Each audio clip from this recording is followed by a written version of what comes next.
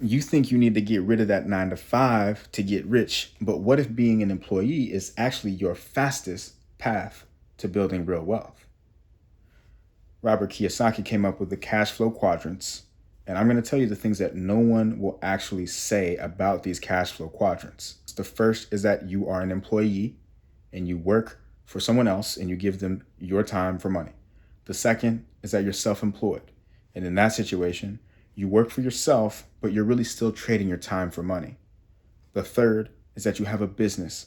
And so you're either paying other people for their time or using systems and technology to leverage your time as well. And then last, you can be an investor where you're using your capital to get access to other income generating opportunities and your money is working for you. Now, the thing about the employee quadrant is that technically there's cases where this is the fastest way to actually build wealth. I mean, think about it. You've got people like LeBron James or Cristiano Ronaldo. They're technically employees. And because they're so good at what they do, right, they've built real wealth through their salaries where they could use those salaries to immediately jump to becoming an investor from year one.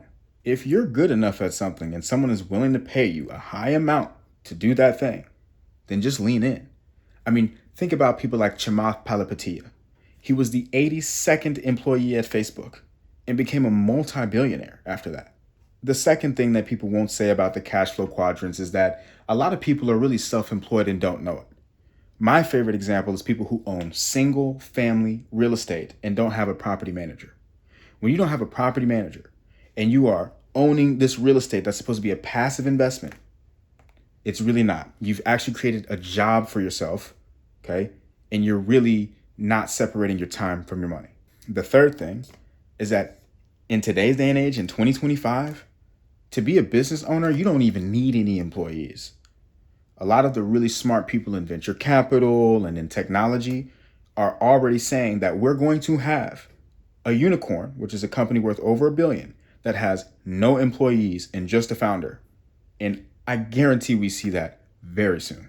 Last, everyone thinks that you need to be rich to be an investor, but that's not the case. Let me tell you about what I learned as an investment broker. There are people out there in the world who go to people who have money. They tell them to give them their money, and then they take that money and they go and invest it for them. These people you can look at as fund managers, right? And that is one of the highest leverage skill sets in the world. And if you really think about it, right, some of the most powerful, most wealthy people on the planet, Ray Dalio, Larry Fink, these people are nothing more than that. Now, obviously they have expertise. They've built up their expertise over time, but you don't have to be rich first to become an investor. Larry Fink has never made $1 trillion, but he is the owner of a company, right? The CEO of a company that has trillions of dollars of assets under management. Okay, so investing is not about being rich or wealthy already. It's about leverage and using capital as a way to earn more money. That could be someone else's capital or it could be your own. If you enjoyed this, let me know in the comments. And also let me know which one of these quadrants you want me to talk more about. See you next time.